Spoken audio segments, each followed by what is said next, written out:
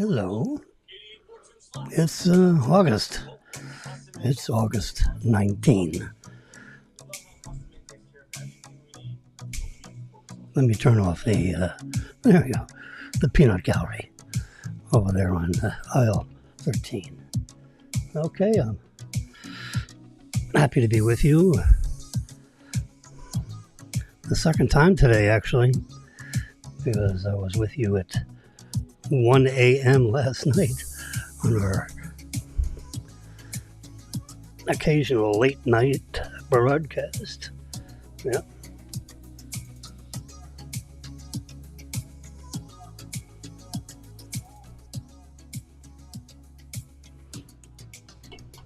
You're hearing the Epidemic Sound instrumental.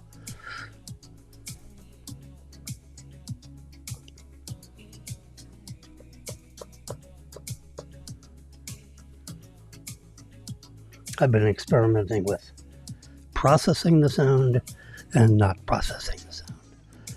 And processing sounds a whole lot better with the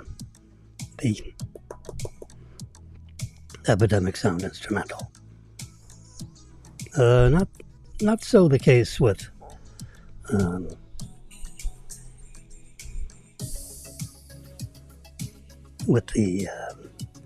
the Shure microphone I'm dealing with here. It sounds very nice.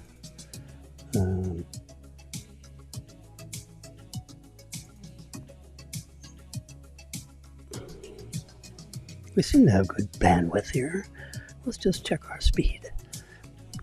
Twitter left us rather early on in the broadcast, 2 minutes and 43 seconds in, and it said, "Adios amigo. Do you want to carry on without us?" And of course I said, absolutely. All right, yep. The download speed, 345, 55, 60, 61. Do I hear 60? Do I hear 61? 357 megabits per second download speed. And 61. Do I hear 62? Do I hear 62 and 61.1 megabits per second up. See now, up is the name of the game for us, because that's where we get our I need about 10 megabits per second up in order to carry on this Simulcast. We got 61, so that's 6 times the normal, the minimum requirements to keep the streaming. And, that's how it is in Hollywood. That's how it is. So be it. There we go. We just stuck that sucker right under there.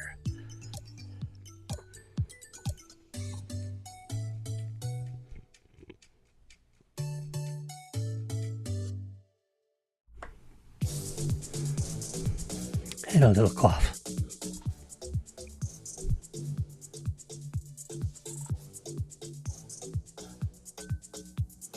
One, two, three. 1, 1, 2, 3. 1, 2, 3. We're processing. We're not processing. I don't think we need to process.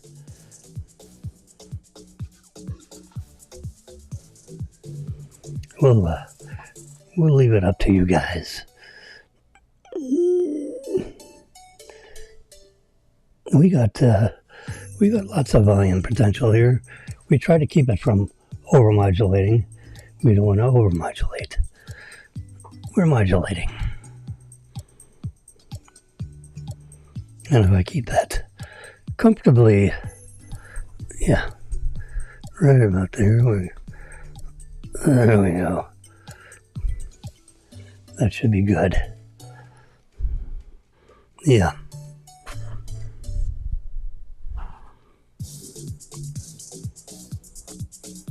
Right there is best.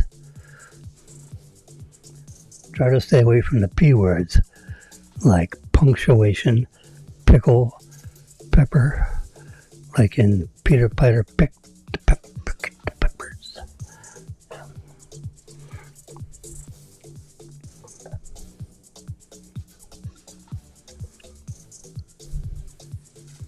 All right, let's get down to business here. We're going to Ed, Jimmy, hello. Okay, I got my coffee here.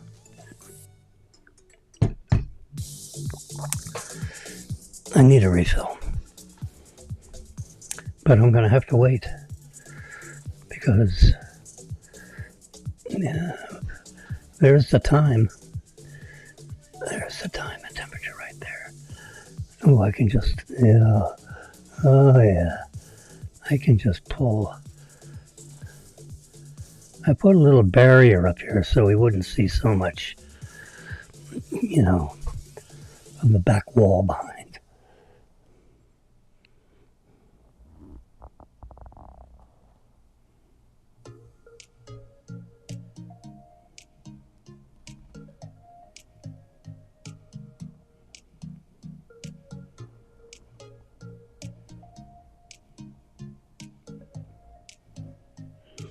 Okay.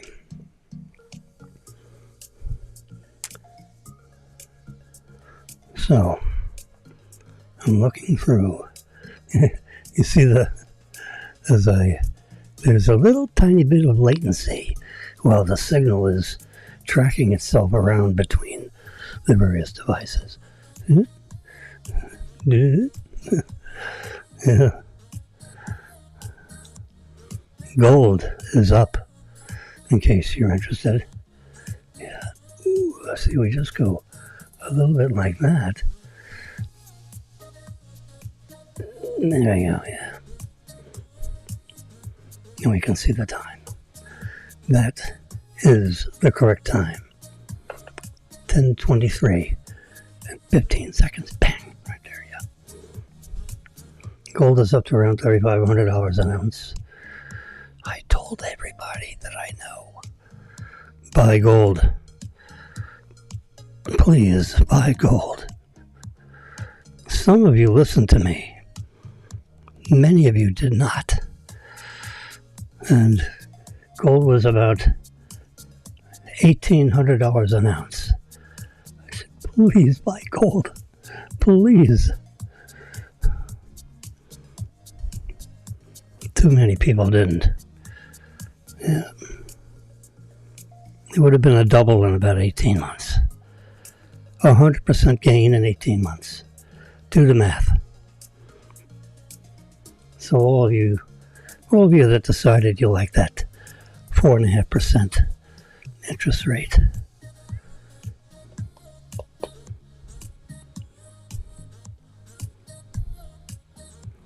Try about 8% interest rate per month instead of 5% interest a year. I'll stick that in your fucking waggles. I warned you. That's okay. Buy on the dip. Lots of luck when that might be. But gold is going to $5,000 an ounce. You heard it here first.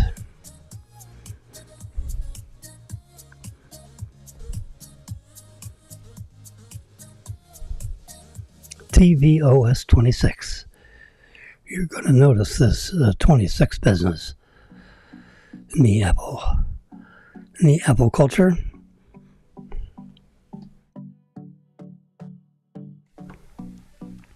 It represents the number of times they've updated the operating system. And I just stopped. Let's see, 1, 2, 3, 4. I've updated 4 devices because they've come out with beta 7. I'll show you about software version. The batch is 23A5320. 26A. They're going to have a couple more weekly updates. And then they're going to be done, because they have to start loading. Now remember, Apple has... All right, what's going on here? My watch is is vibrating like crazy. The Orlando Sun Sentinel says what? The judge dismisses part of the lawsuit regarding Alligator Alcatraz. I'm sure the Supreme Court is calling them and saying, get the hell out of international relations. Don't you have anything else to do? Stick to your docket, sweetie. These federal appeals judges are not supposed to be dealing with international politics.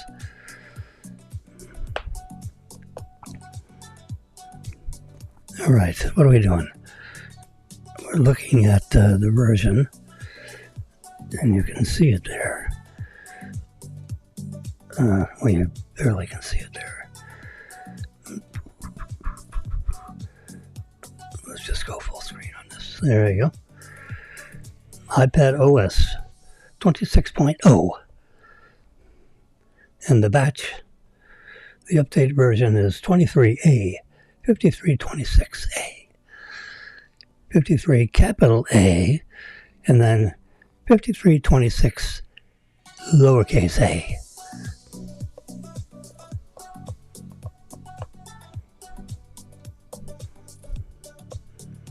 So when you're in the beta program, you get to try out your basic, the software development team is giving people that are interested being beta testers. And Marilyn and I have been beta testers for, let's say 10 years, 8 years, whenever they started the beta program. We were, count me in. Yeah. So they counted us in. Let's turn that down to 42 dB and see how that works. There we go. We don't want to overmodulate people. We want to modulate them. We don't want to overmodulate them. So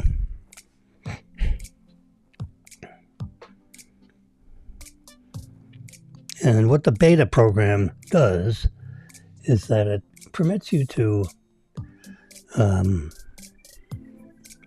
use features and software updates that are almost ready for prime time. So they release it. Remember, there are several billion, like 3 billion Apple devices out there floating around in Never Never Land all over the world in 50 different languages, 150 different countries.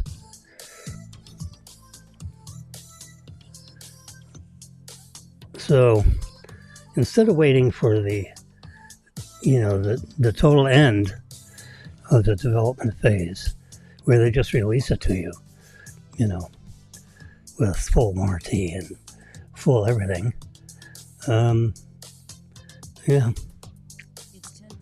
you got a chance to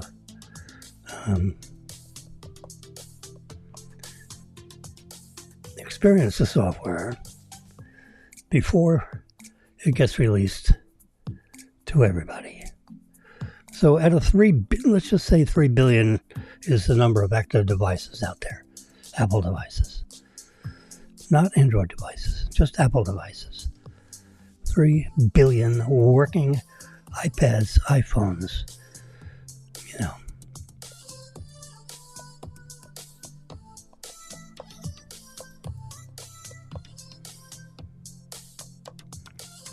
There are about 1 million or 2 million, 1 or 2 million.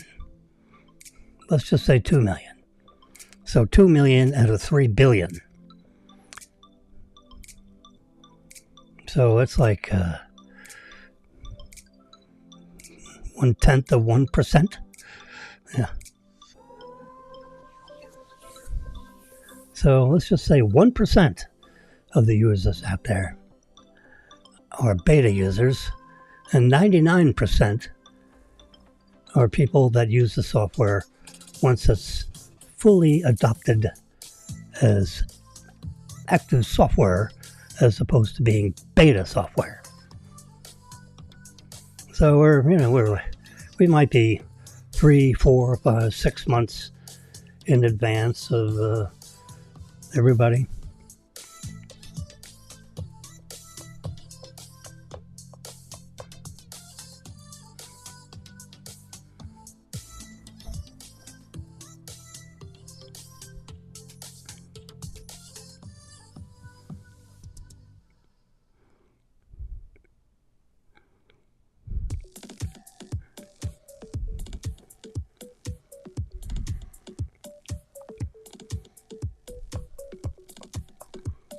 Anyway, so in my iPad, which I'm shaking right now, in my 13-inch iPad Pro, I've got 104,921 photos. They could be screen captures. They could be photos like take a picture.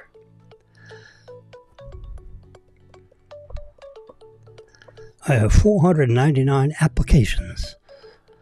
I keep on trying to...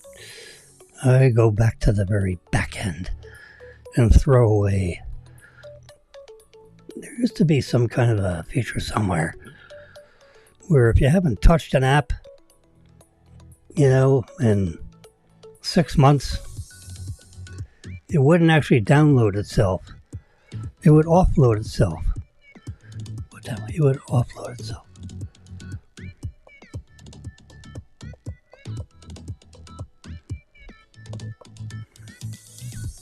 But that's not the case. This is... So you have 499 applications. I've got 1 terabyte of storage capacity on this iPad Pro, and I have 293,000 gigabytes of storage available of the 1 terabyte, which is 1,000 gigabytes. So 1,000 gigabytes and 1/3 of 1,000 gigabytes is unused. It's available.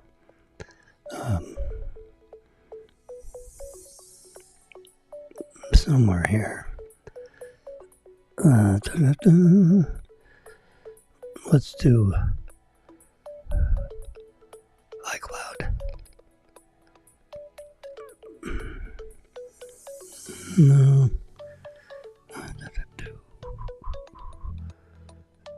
Let's hit this one. See what this does.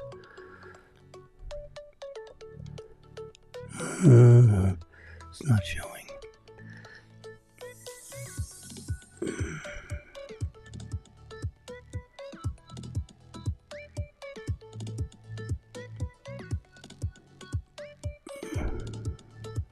This is it right here, yeah. So, here's my storage device. Whoops. No, this is my storage plan. This is in the cloud. So my storage plan is a 2 terabyte plan.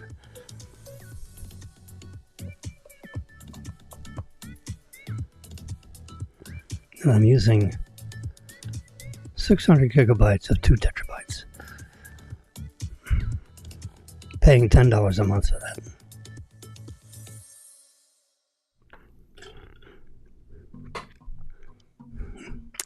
Alright, never mind.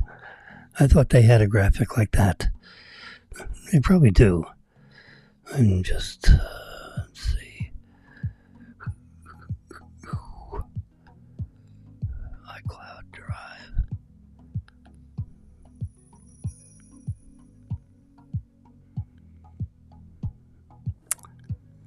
Oh, well. Anyway, so we are beta testers. And I've reported a few issues.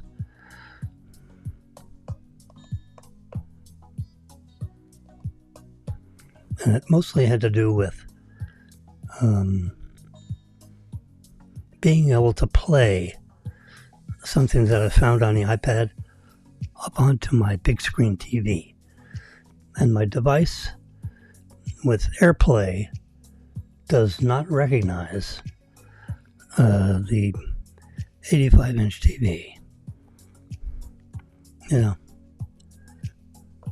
it did for about a month, and then an update later, it disappeared again. While I'm over here, let's go to Whisker. This is, you can see a picture of it over there. All right, what's going on here? There we go. There we are. So that device that you see in the upper left-hand corner is the cats jump up in there and go to the bathroom. They can balance themselves on that step and then step right in, and they do their business. The device then waits 5 minutes, I believe, and it says, okay, you have clumped. Now we're going to do a little rotation and sift you out of the population. And every time it jumps up on there, you see, like Kenya, 12.7 pounds. It weighs the cat for you. And you get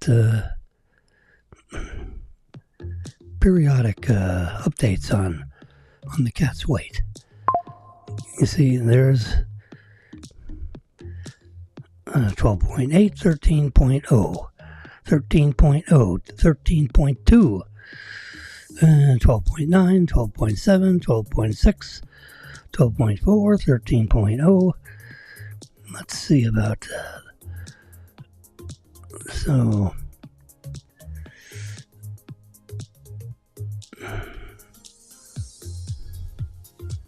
So you can get a little handle. It goes back 8, 12, 8, 13, 8, 15, 8, 15, 8, 17, 8, 17. And then there's a graph of it. And I think you can change.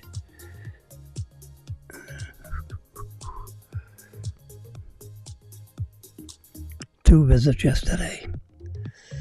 Anyway, it tells you age is 14 years, 8 months. That's Kenya. Look at her eyes.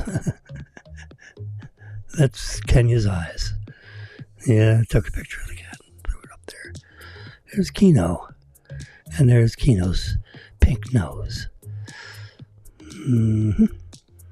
And we can do the same thing. We can see the weights. 16.2, 16.5. Let's take a high weight and see if that's at nighttime.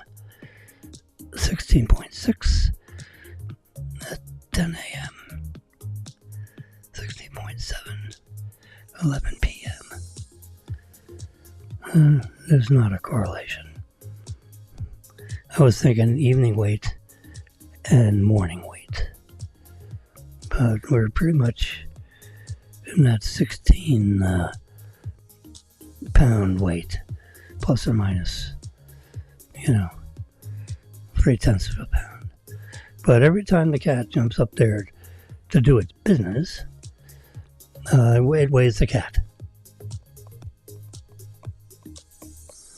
Because it knows the tear weight, because it knows the weight of the residual sand.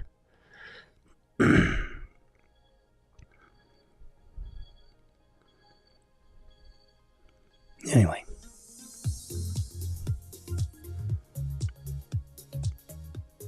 But the most important thing is the scoops. 8,471 scoops I have saved since I didn't have to scoop it. The machine scooped it. Yeah. So I'm happy about that. And then it goes over here and it tells you, there we go, when it goes to the bathroom. And so every time it goes in there, we get a time and date stamp of when it did its business. And it averages about 2 visits a day. They each average about 2 visits a day into the super duper thingy. So between the two of them, that's 4 visits a day.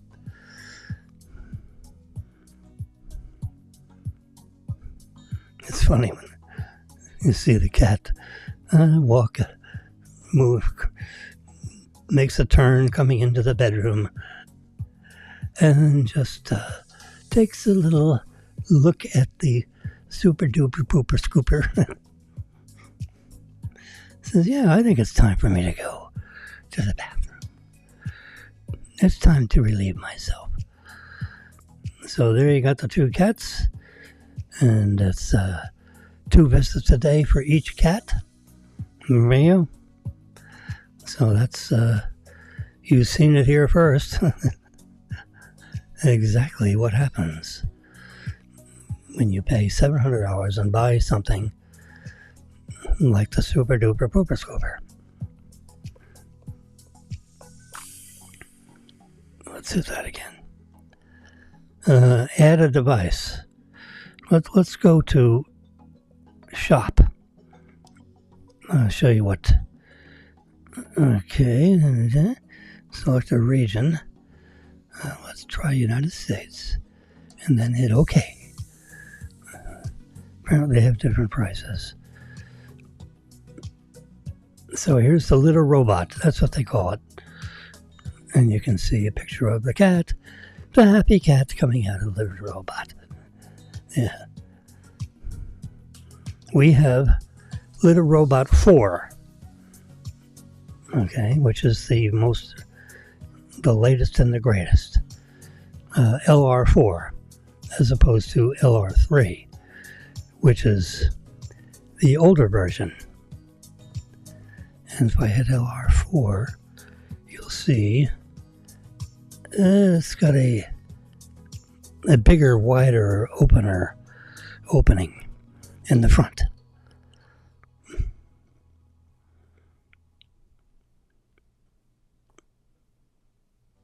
Little Robot 4 warranty bundle. Let's see what that's all about.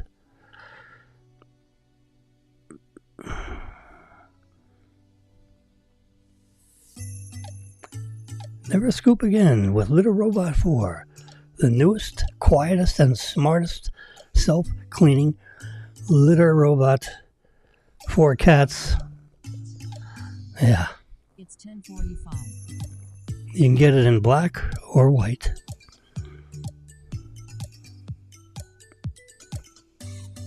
And it includes an extended warranty, giving you a 3-year warranty. You try it out for 90 days. You don't like it, call them up and say, I don't like this thing. Get it out of here. And they will send you a ticket, and you stick it on there and send it back.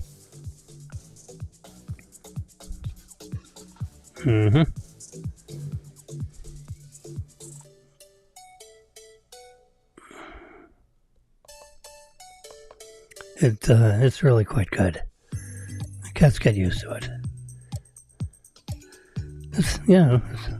What's not to like? And every time they go in there, they got clean litter.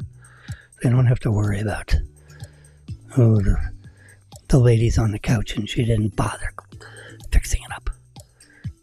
I cleaned out right where that bottom drawer is, right underneath the cat. You pull out, that's like a handle for a drawer. You can see the seam, right? And you pull on that step, which ends up being a handle for the drawer, and you pull the drawer all the way out. You take the plastic bag, you tie a knot on the top and put a new plastic bag in there, and then you're good for another 2.5 days. 2 days, 2.5 days. Yep. When you have 2 cats visiting twice a day. Just so you know. So if you had 1 cat, then that'd be like 5 days. Every 5 days you gotta empty the drawer, which means just replace the bag. You buy the bag, I buy the bags. If you buy bags from human something from Amazon, it's the Q bag. Yeah, let's go take a peek at that. So we're gonna go to the Q bag because we're gonna look at orders, my orders, and we're gonna look at prior orders and look for the Q bag. I've ordered, there they are, the Q bag.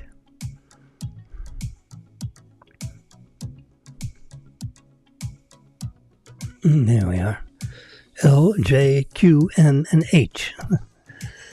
So, the Q bag, a package of 40 costs you $28, 70 cents a piece.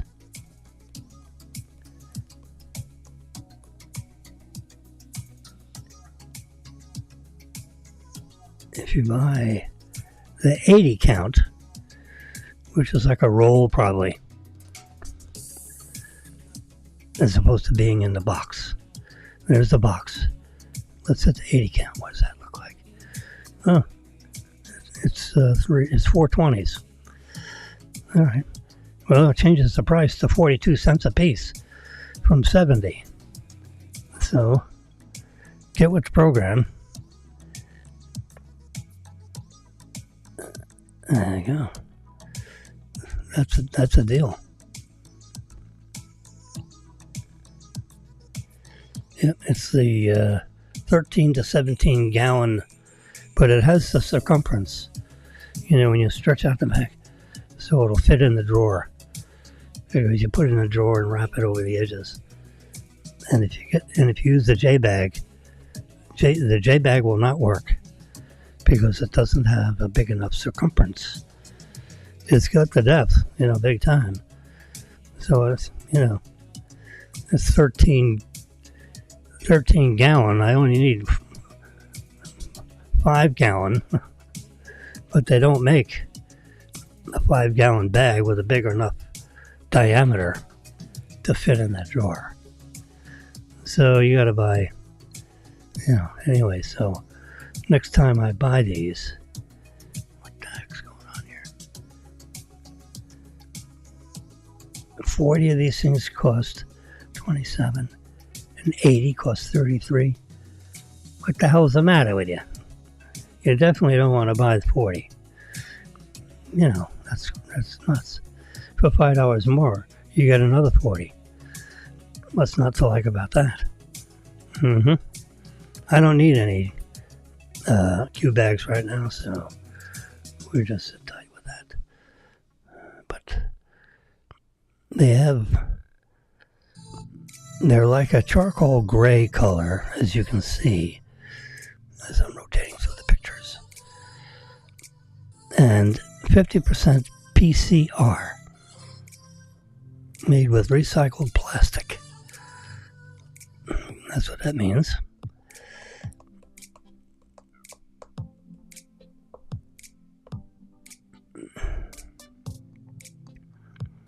Dispenser packs fit perfectly in the liner pocket.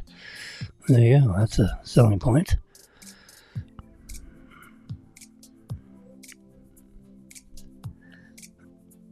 I'm using it for my litter robot thingy, so.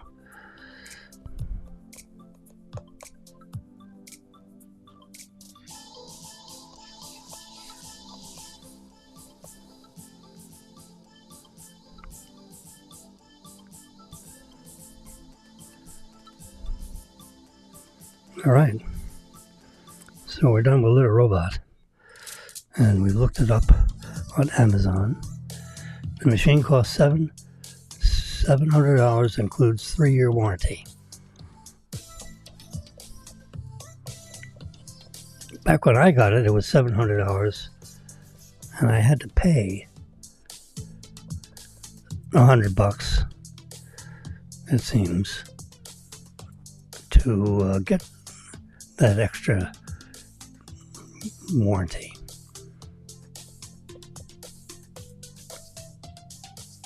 So now they're including it. So good idea.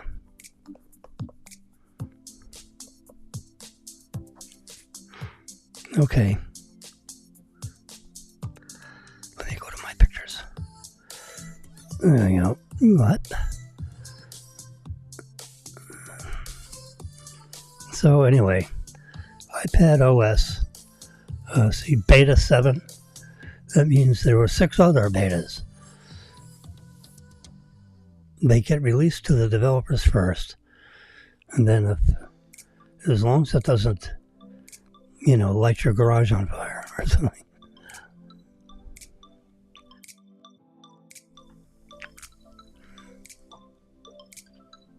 Then they release it to the beta people. This is Apple headquarters, Fremont. Excuse me. Wrong headquarters. Apple headquarters in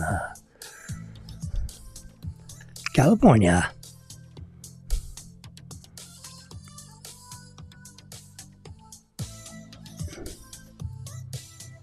'26 means they've had 26 major updates, which is like every other year, every 6 months. Yeah.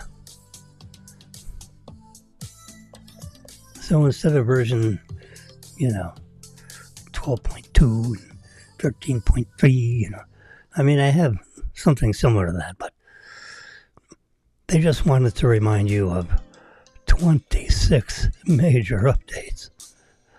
I don't think that stands for 26 years. Let's ask it a question.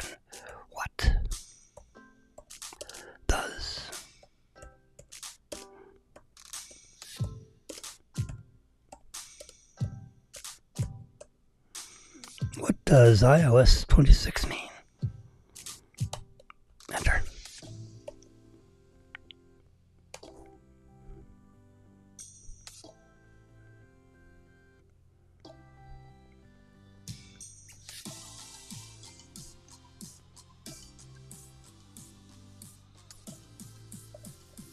What does the 26 mean?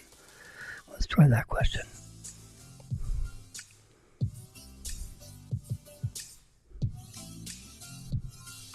Learn the meaning of the iPhone status icons. Okay, let's try that. This is directly from Apple support. All right.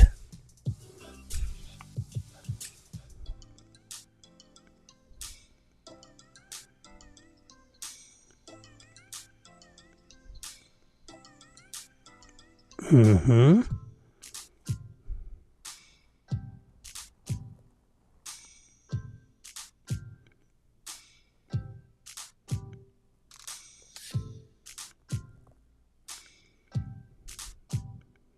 Because they're mixing the answer up.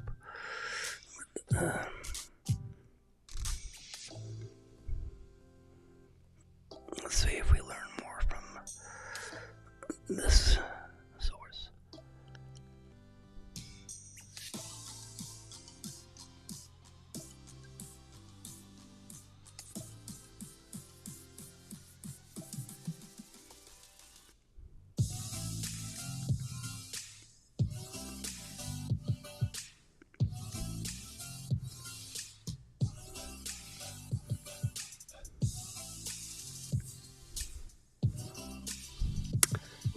seem to understand my question. Let's try the, when you do the Google, you can hit the AI mode. So according to the AI mode, the numerology is considered a karmic number representing the idealistic humanitarian. What?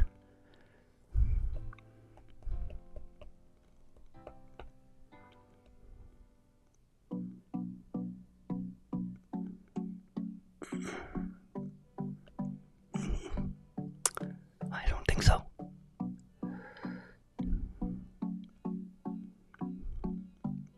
I don't think it's biblical contexts that we're looking for.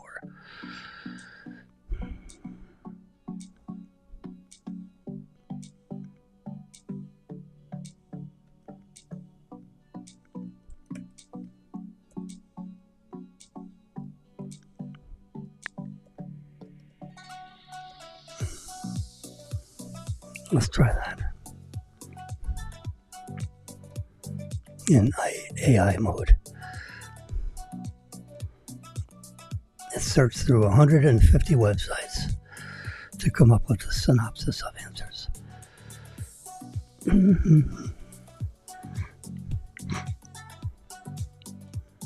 The version 26 signifies a change in the Apple's naming convention. All right, I think I said that. Instead of a sequential number, like iOS 19, it's going to say Apple is now aligning the version number with the years of release, similar to like the model of a car. It's like a 1959 Corvette.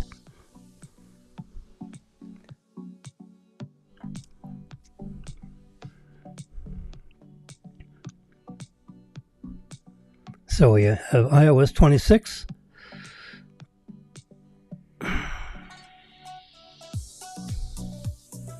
Does that mean the 26 designates that it will be the current iPhone operating system for most of 2026? Which means simplified navigation, improved iPhone Messages app.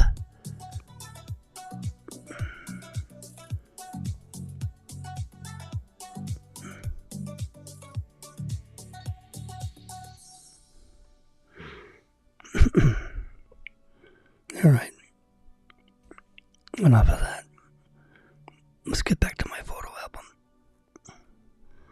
Anyway, so that's what that means. So here's, apparently Apple has questioned a number of people that have the iPhone 16 and 15 when they came out with this. You notice there's a button right there near where the camera lens things are. It's that extra button down there below on the right side of the phone. It's like the sunken button. It's the alternate camera button. And they're saying, are you using it? And apparently, too many people are not using it. So Apple is thinking that idea was a flop.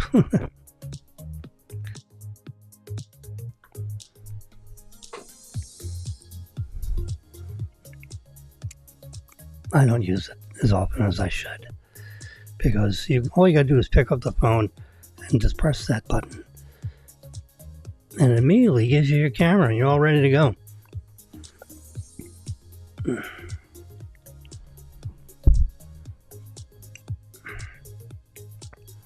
I just have to,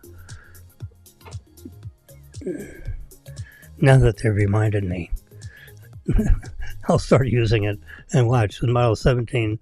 They'll take away the frickin' button.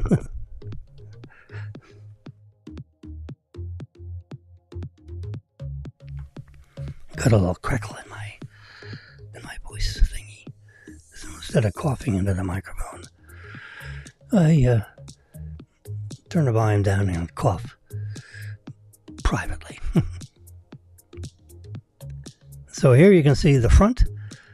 We notice we're getting T-minus 4 weeks and counting until they have their product release.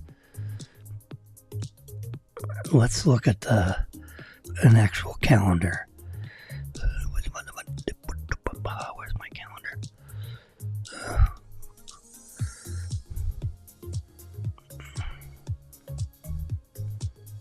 Come on, fantastical, where are you? Let's just pull down. A-N-T-I-S. There we go, fantastical. There's my calendar. Alright, so this is August 18. You see, or excuse me, 19. It's an idea. So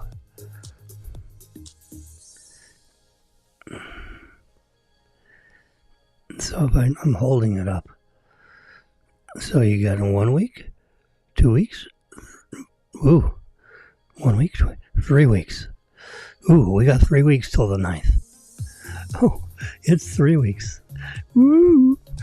Yeah, there's iPad OS. This is, you see there, iPhone 17 Pro announcement. I've already booked it as a calendar item. And it's at 1 p.m. Eastern Time, 10 a.m. California time in Cupertino, California. Yep. Yeah. So there, smarty pants. It's 3 weeks away. Oh, crap. That's amazing.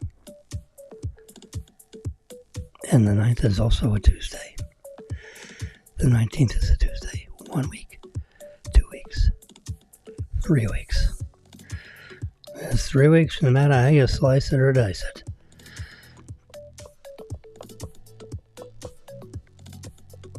Now we have a plan. I think I started talking about this last night, today, early in the morning.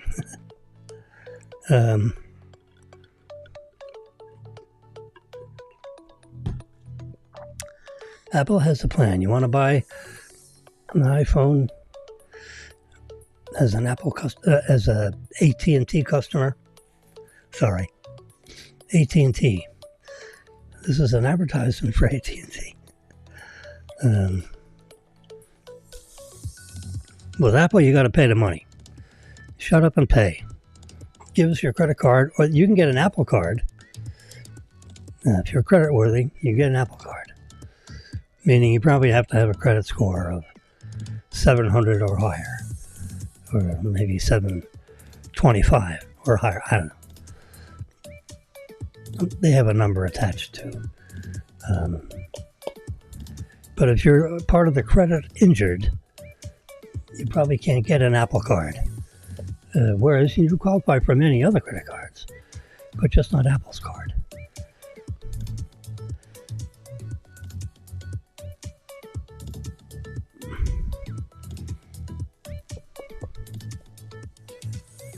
AT&T, if you have, an account in good standing with AT&T, and I don't know, what the credit scoring or how AT&T does anything. We've got, we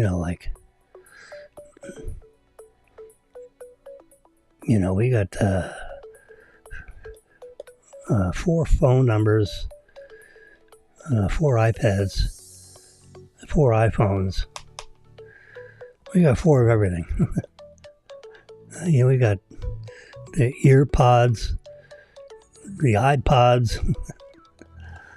Yeah, we're podded up and we're you know, got the IMA pads and got the IMA phones. And so we're on the plan where we buy the phone,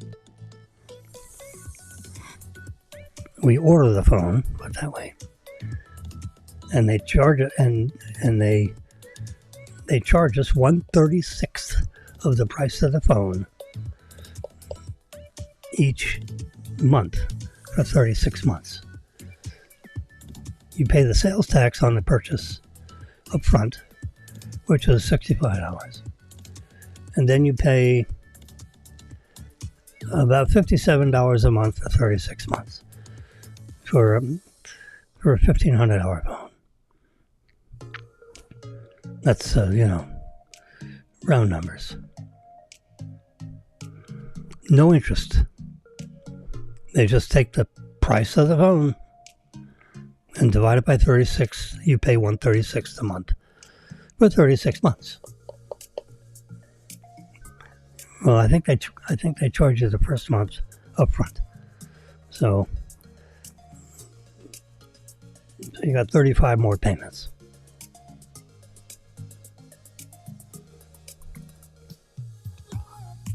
That's how they work it.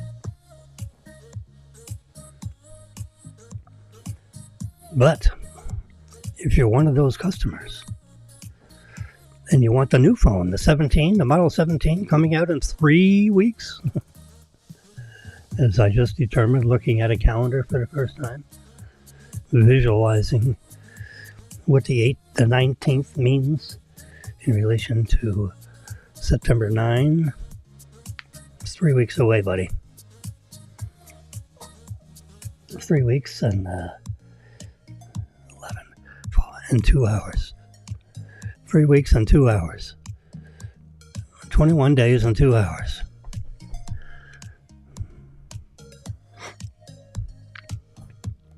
So when you want the 17, you listen to what you want on the 9th, and then on the 12th, on the Friday the 12th, several days thereafter, at 8 a.m., they open up the phone lines. Apple does, AT&T does, Verizon does, all the major carriers, and, they open up their phone lines, their internet lines, and you can go order the phone through your carrier or Apple directly.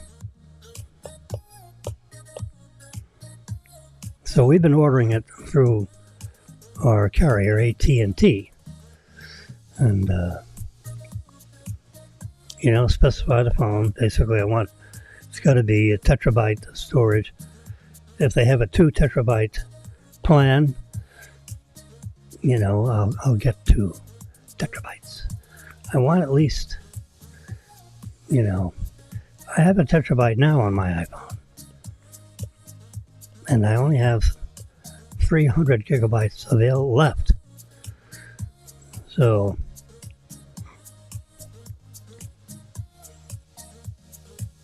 we take pictures and videos and it uses up storage capacity. So, if they have they didn't have a 2 terabyte availability a year ago. See if this year they offer 2 terabytes in the phone. They probably will, because if I want it, that means a lot of other people want it also. Yeah. So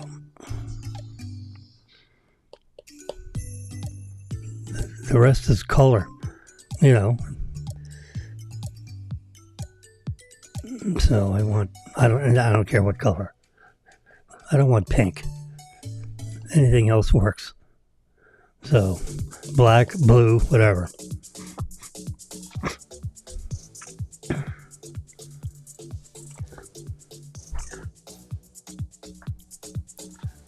I'm just looking up here one of these screens, and the North Carolina roads are stuffed with people trying to get the hell Hurricane Darren. It's causing a major high surf conditions.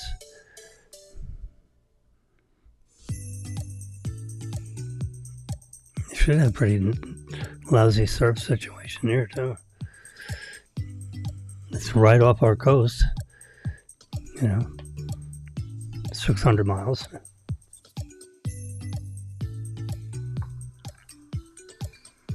Anywho,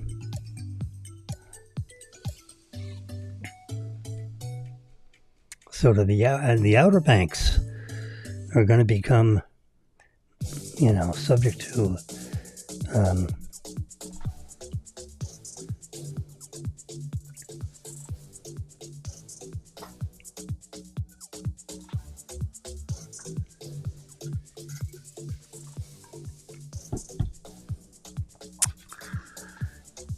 pardon me while I have a little sip of my 100-degree, I wouldn't call it hot coffee. I'd call it old. I made it at like 6 a.m.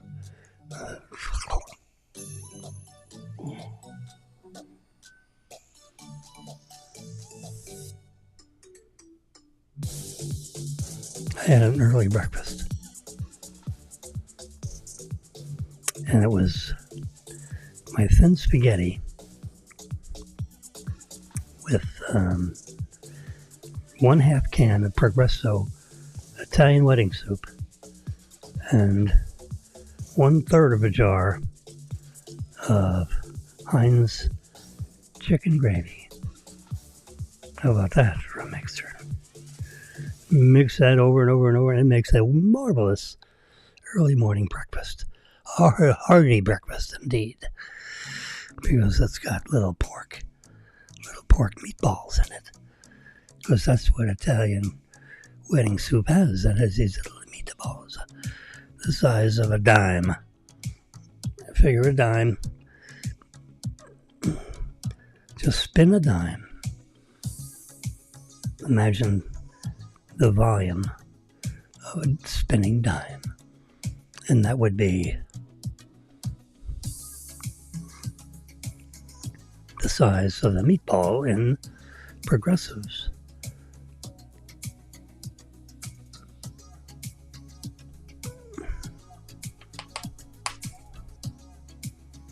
Italian wedding soup.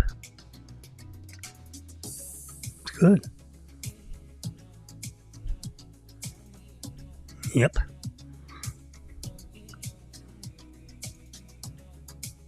So I have at least a half a jar of that chicken gravy, and I have at least a half a can of mushroom soup.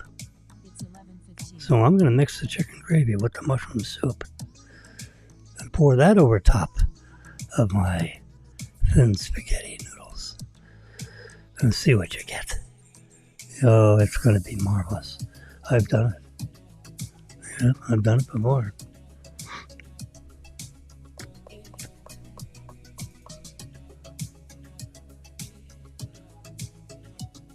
Turn on YouTube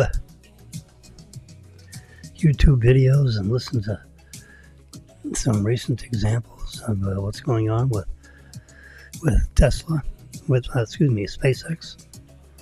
So let's try this. YouTube, YOUTUBE, SpaceX.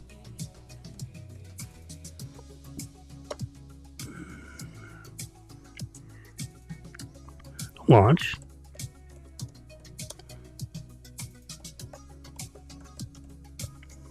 There we go. YouTube. There we go. Let's do a little spell correct. All right. Let's do AI mode. Yeah. And then it gives, whoops.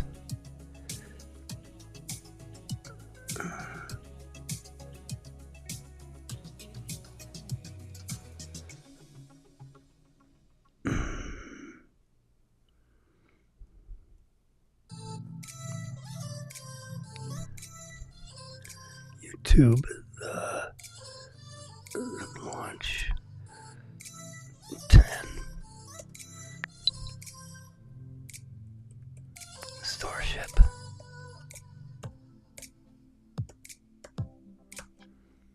Starship 10 activities. Let's see what that gives us. It's time to go. Time is so close. Alright, let's see if we can figure out where the hell, what's going on.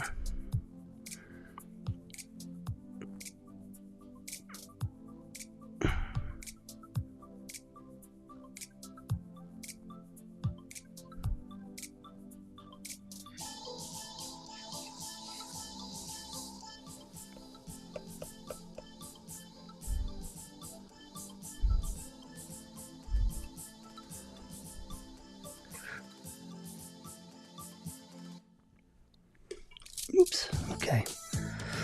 Alright, I'm not gonna pick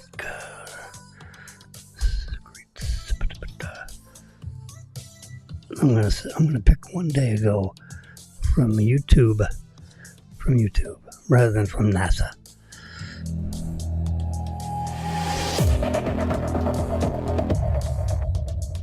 Starship is in the final moves toward a flight that may just be days away. Most of the work is done, but SpaceX seems to still have some critical work to do in the remaining days. All are aiming for a successful flight that will decide so much of the space race. So, how are their preparations for Flight 10 progressing? What will SpaceX do next? Why is the success of Flight 10 so important? Let's break down the top stories in this episode of Great SpaceX. SpaceX has just reached another important milestone in preparation for the highly anticipated Flight 10. The company recently carried out the final spin prime test with Ship 37, a key step before moving forward to launch preparations. The test was ultimately successful on the second attempt, after SpaceX quickly identified and resolved the issue that had caused the first attempt to be cut short. With this achievement, S-37 has now been cleared for the next phase of its journey toward flight readiness. Following the success, SpaceX began a series of logistical movements around Starbase. Once the transport stand arrived and the chopsticks were lowered, Ship 37 was lifted off the test stand and carefully placed on the orbital launch mount. Shortly after, according to the road closure schedule, the vehicle was transported back to Mega Bay 2. Although much of the activity since then has been hidden behind the large bay doors, the next steps are not difficult to anticipate. The immediate focus will be on a thorough series of inspections. Every system on board Ship 37 will undergo detailed checks to ensure complete readiness. One of the most critical systems to examine is the engine. Even though the engine was not ignited during the most recent movement, it was still subjected to the spin prime test, which means it experienced the flow of cryogenic fuel through its systems. This exposure requires engineers to carefully verify that all components remain intact and reliable. For the upcoming flight, the engine's performance will be vital. It must successfully power the ascent phase, operate flawlessly in space, and then allow the spacecraft to navigate and return safely for controlled landing. The heat shield is another major system under review. Observers have pointed out that the shield does not yet appear to be in its final configuration, which may mean that engineers will add or remove tiles in certain locations. This system will play a central role in Flight 10 as it must withstand the intense heat and stress of atmospheric re-entry. SpaceX is also expected to test different heat shield configurations, including areas with missing tiles or experimental metallic tiles, which will provide valuable data for future flights. Inside Ship 37, engineers will inspect systems such as the composite overwrapped pressure vessels and the fuel tanks. These components must be confirmed to be free from leaks or any damage that could compromise the mission. Attention will also turn to the flaps, especially the aft flaps, which have shown wear from previous missions. The joints in these areas may need reinforcement to ensure they perform reliably during re-entry and landing maneuvers. Once inspections are complete, installation work will begin. The payload is expected to be integrated quickly, especially since a Starlink payload box had already arrived at at Megabay 2 earlier, before being returned to the Star Factory for storage. It can be brought back at any time once S-37 is ready. Another important installation will be the FTS, or Flight Termination System, which is required before launch. Altogether, this work should not take very long. Based on the current pace, it is reasonable to expect Ship 37 to be ready by around August 25th. At that point, the vehicle will make its third trip to the launch pad, this time for the actual flight. Meanwhile, significant changes are also taking place at the launch pad itself. Contrary to some expectations, the test stand was not left in place for S-38 testing after S-37 was completed. Instead, the crane was brought in to remove the test stand from the orbital launch mount. It's likely that the ship quick disconnect pipes and related systems will also be removed soon to make way for the BQD, or Booster Quick Disconnect System. Once that's done, the hold-down clamp arms will be reinstalled, restoring the pad's configuration for booster operations. This work should take only a couple of days. Attention will then shift to B-16, which is awaiting its move from the rocket garden to the launch pad for final prep. The booster has already completed its hot staging test and has now been outfitted with its FTS, putting it one step closer to launch readiness. While waiting, B-16 has also undergone thorough checks. Engineers are focusing on the structure to confirm that it can withstand the high angles of attack expected during descent and landing. They're also giving particular attention to the engines. Not only must they handle multiple shutdown and restart sequences, but they must also demonstrate improved reliability after the booster from Flight 9 suffered an engine failure that led to its destruction close to its landing zone. For added safety, B-16 is scheduled to attempt a landing using 2 inner engines, providing a backup option in case one engine fails. With both S-37 and B-16 advancing toward completion, the likelihood of a full stack by the end of August is very strong. If work continues on schedule, the 2 stages could be stacked together shortly after August 25th, setting up for a late August launch. Given that the 27th marks exactly 3 months since the Flight 9 mission, it is a date worth keeping in mind as a possible launch window. So, what do you think? Will SpaceX make it to launch by the end of this month? Share your predictions in the comments, and do not forget to like the video and subscribe to our channel so you can stay updated on SpaceX's incredible development journey. Beyond the visible preparations with the hardware, SpaceX has also cleared another crucial hurdle on the road to Flight 10. That milestone is the licensing process. Since the conclusion of Flight 9, many observers noticed that the Federal Aviation Administration had provided very few public updates about Starship, particularly regarding the investigation into the previous mishap and the corrective measures SpaceX would need to take. This lack of communication left some uncertainty about how long it might take for approval to be granted.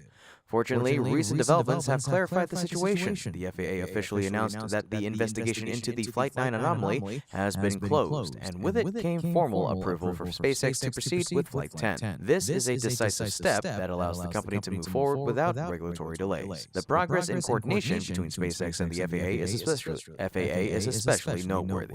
Compared to earlier flights, the process has become faster and more efficient, showing that both parties are working closely to keep the program moving at a steady pace. By streamlining communication and resolving issues more quickly, they are minimizing downtime and enabling SpaceX to plan more proactively for upcoming launches. Now that licensing is secured, SpaceX can focus its full attention on preparing the hardware for launch. The company is targeting August 24th, and work will continue without pause until the vehicle is ready. However, approval from the FAA is only one part of the equation. Additional steps are still required, including coastal closure schedules from Starbase City and Cameron County, hazard warnings issued by maritime agencies for landing zones, and the scheduling of flight tracking aircraft. Each of these elements must fall into place before liftoff can occur. In many ways, securing launch approval is just as important as the technical preparations with the vehicle and the launch infrastructure. It's a vital checkpoint that ensures the path to flight remains clear. So, stay tuned to our channel as we will continue to bring these critical updates as SpaceX moves closer to its historic Flight 10. How important is Flight 10 for SpaceX? To answer that, we have to step back and look at the current trajectory of the Starship program. A few months ago, the first mission to attempt catching the ship with the launch tower's chopsticks. That hope has now been shelved, with SpaceX confirming that no catch will be attempted on this flight. But rather, reducing its importance, this actually makes Flight 10 even more critical. The reality is that after 3 troubled flights in 2025, SpaceX urgently needs a clean, successful mission. Success here is not simply a symbolic victory. It is the foundation for restoring confidence after a period marked by setbacks and slower than expected progress. Investors, partners, NASA, and even competitors are watching closely. Flight 10 must show that SpaceX has absorbed the lessons from earlier flights and is ready to push forward with confidence. The outcome of this flight will directly influence the timeline of the next key milestones.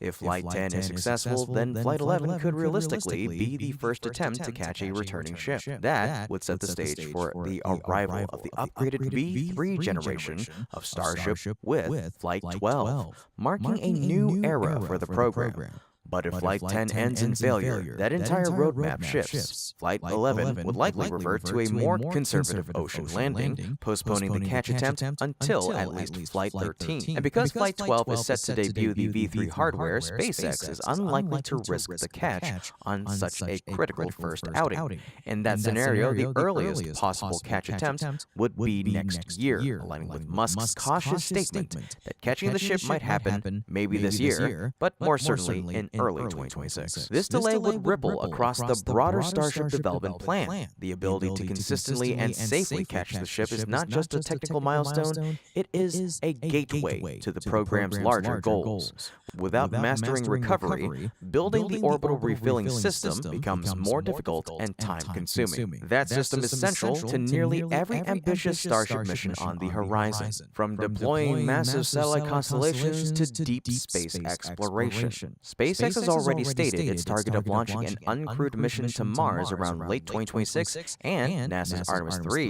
lunar landing in 2027 depends on Starship refueling in orbit. To stay on track, the refueling system must be largely validated by the first half of 2026. Every delay now eats into that already tight schedule. Flight 10 is more than just another test. It's a pivotal moment for SpaceX. The competitive field is closing in. ULA's Vulcan is now flying operationally. Blue Origin's New Glenn has reached orbit with another launch set for September, and Rocket Lab's Neutron is preparing for debut. Meanwhile, Chinese firms are racing to replicate Starship's design. To stay ahead, SpaceX must prove Starship's reliability and readiness for refueling, catching, and Artemis missions.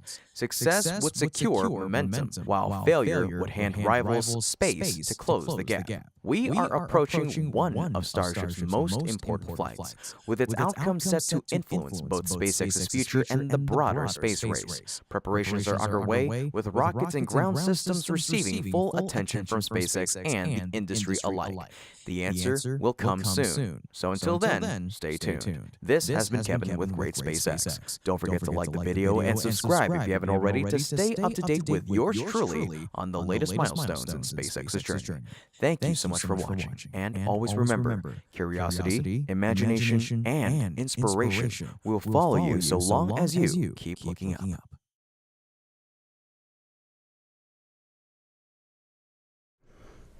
All right, you heard it here first, or maybe second. But this, the 10, this Starship Test Flight 10 It's 11:30. is at the end of this month is hugely important for SpaceX because they've had several explosions, high in the sky with the spaceship itself, not the booster. Booster's working fine. But the Starship Flight 10 is going to be big news. 9 went nuclear, so to speak. They've had 2 of them blow up in a row, so it's time for them to solve the problem and get this thing launched up. It's a big machine. It's the largest thing ever launched from Earth as we know it.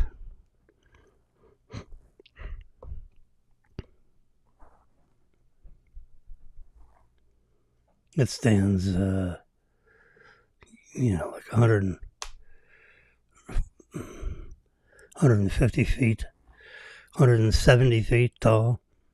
It's like a 25, 30 foot office building that's 30 feet in diameter. And you look up 35 floors. So it is big. And you don't get an idea of how big it is until you start seeing little people walking around down there at the launch site before it becomes mission critical.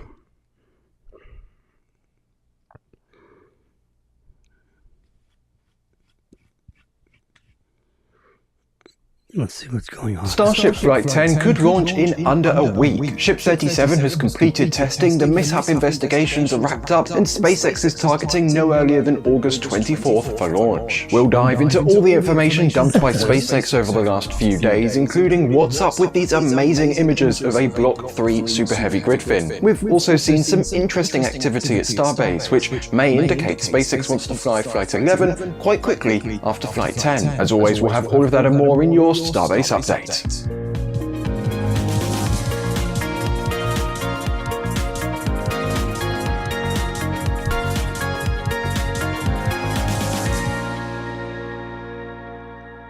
Let's start off the week with Ship 37's testing, since that's the ship set to launch on Starship's next flight. Last week, we mentioned that all signs were pointing to a possible retest of Ship 37, given a number of predicaments. All the hardware for the ship testing on the orbital launch mount had been partially removed and then reinstalled. We had seen a potential engine swap being done on Ship 37, and they were testing the pad for more ship testing. Well, Ship 37 indeed rolled out to the pad earlier in the week and was once again installed on the orbital launch mount. SpaceX went for an attempt to test Ship 37 on August 12th, but shortly after the start of propellant load on the vehicle, said propellant load appeared to stop. During the little time that propellant was being loaded into Ship 37, we were able to see some kind of cryogenic liquid dripping from one of the flexible hoses attached to the ship. The speculation at the time was that perhaps this flexible hose had developed a leak, and it was potentially dripping cryogenic propellant down the launch mount. This would no doubt force SpaceX to stop the propellant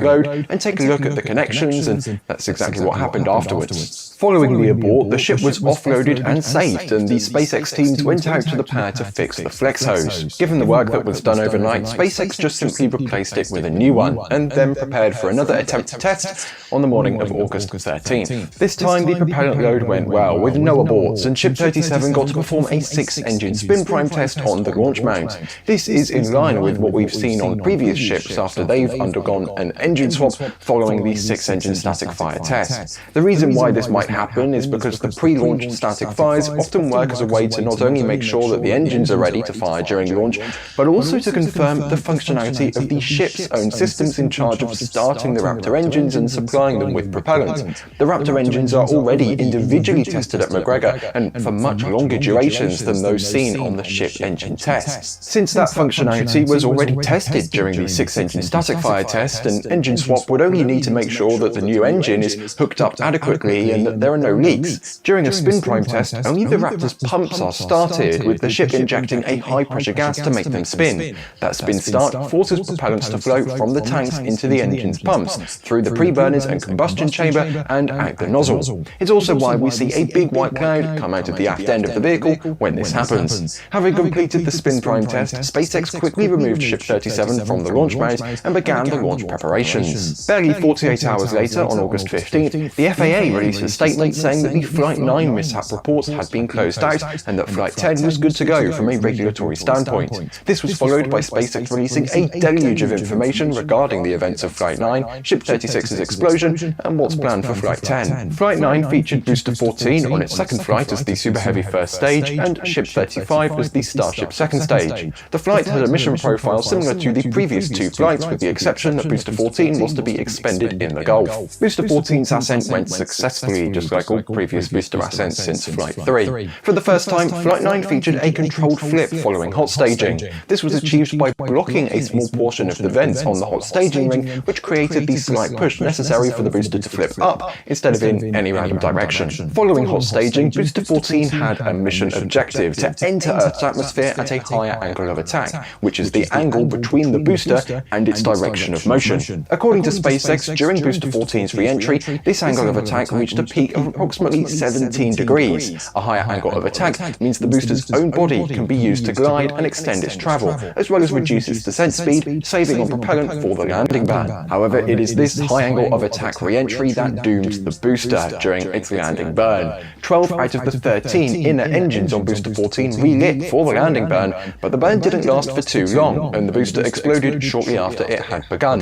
SpaceX said in its update that they believe the higher forces of entry on the booster broke its fuel transfer tube, and that it resulted in the mix of methane and oxygen leading to an explosion. The fuel transfer tube is a thin but long tube that runs through the center of the liquid oxygen tank, transferring fuel from the main methane tank down to the engines, hence its name. A long and thin tube is more prone to breaking if subjected to high bending and compression forces. Booster 14's explosion during Flight 9 perfectly explains why SpaceX is moving to a much thicker transfer tube for the next generation of boosters. This higher angle of attack entry profile might be the norm for Block 3 super heavy vehicles, so you don't want to have the potential for that transfer tube to break at any point during that entry.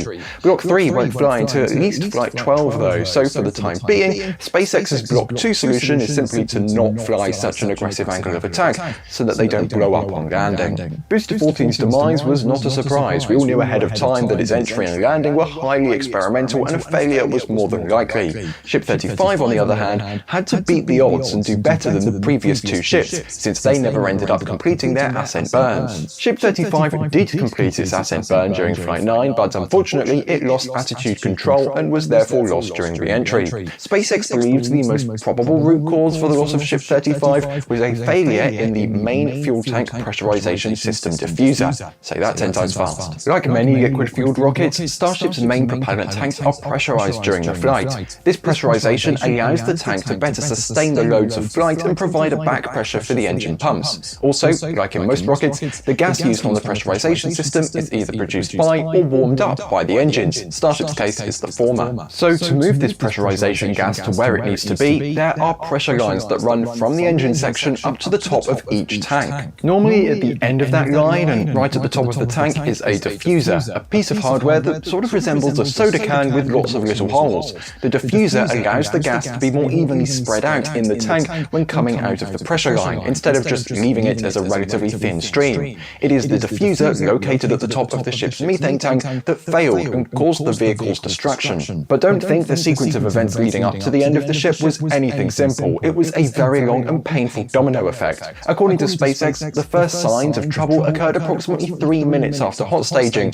when sensors in the nose cone detected a steady increase in methane levels. This was likely as a result of the diffuser starting to fail. About 5 minutes into the ship's burn, they then saw a drop in the main tank's pressure, while the pressure in the nose cone increased. Despite this, the ship was able to continue and finish the burn, as we all saw. It isn't that much of a stretch to assume that at this point the diffuser had likely completely failed, and the pressurization gas, instead of reaching the main methane tank, actually ended up in the nose cone volume. A reminder that the top of the methane tank is literally the bottom of the nose cone volume. SpaceX then says that, quote, after engine shutdown, the elevated nose cone pressure combined with the planned nose cone venting led to a large amount of attitude error, which continued to build up until the vehicle's automatic fault systems disabled the nose cone venting. It's very likely that this planned nose cone venting had something to do with releasing pressure from inside the nose cone ahead of the planned Starlink simulator deployment. Since the payload bay door opens inwards, a higher internal pressure would prevent the door from opening. As SpaceX says, that's in fact what happened, since the nose cone was holding a higher pressure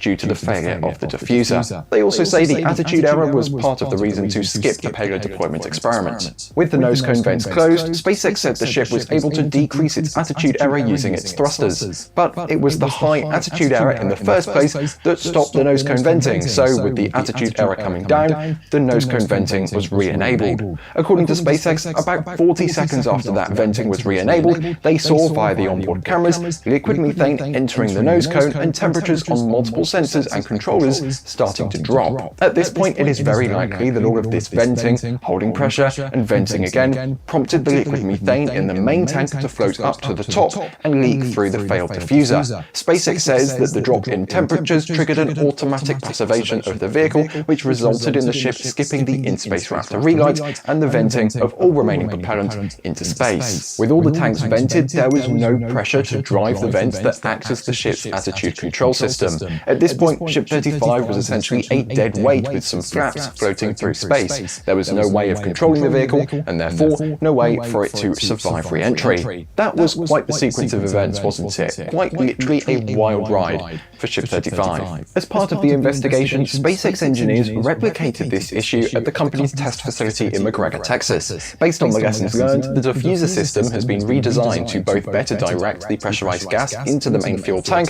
and also decrease the strain on its structure.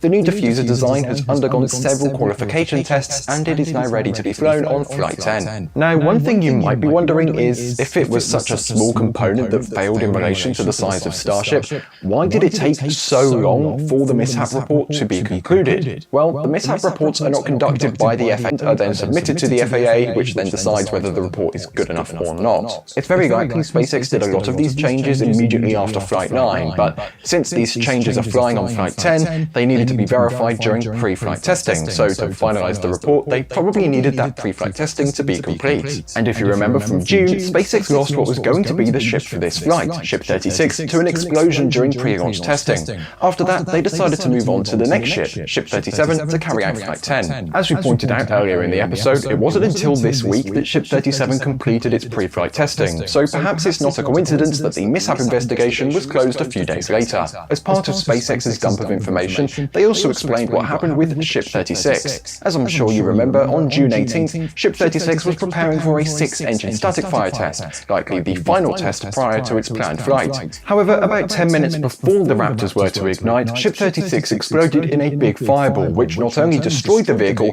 but also a lot of the ground infrastructure at the Massey's outpost. At the time, SpaceX said that their preliminary analysis indicated a failure of one of the ship's composite overwrapped pressure vessels, or COPVs, inside the nose cone. Here at NSF, at the time, we even pinpointed where in the nose cone that COPV could have been located, based on what we know about the quantity and locations of the COPVs inside the nose cone and the footage from our field team. In this week's update, SpaceX says the most probable root cause for the failure of Ship 36 was identified as undetectable or underscreened damage to one of the COPVs inside the nose cone. This means that the COPV had been damaged at some point in its lifetime, and this was not detected. This damage led to the failure of the COPV, even at the pressures they are meant to handle under normal operations. Going forward, SpaceX says that the COPVs are to be operated at a lower pressure, and they'll be further inspected and proof-tested before being loaded. Additionally, they've also updated the COPV acceptance criteria, developed a new non-destructive evaluation method to detect internal COPV damage, and have also added new external covers to the COPVs for handling in order to ensure that the issue never happens again. With both Flight 9 and Ship 36's anomalies investigated, understood, and hopefully addressed. You can get worn out with that, huh? Okay. So now you know. Welcome to my world. Yeah. That was quite a little exercise. Plus that guy speaks real fast, so you have to pay attention. He moves on without you. Yeah. It's 11:45. All right, so we'll let you all go. Been on here for an hour and a half or so. It's 11:45. Time to get ready for lunch. And me too. Get a fresh. I think I'll have some Coke on ice. How about that? And we'll check in, see, tomorrow. 8:30.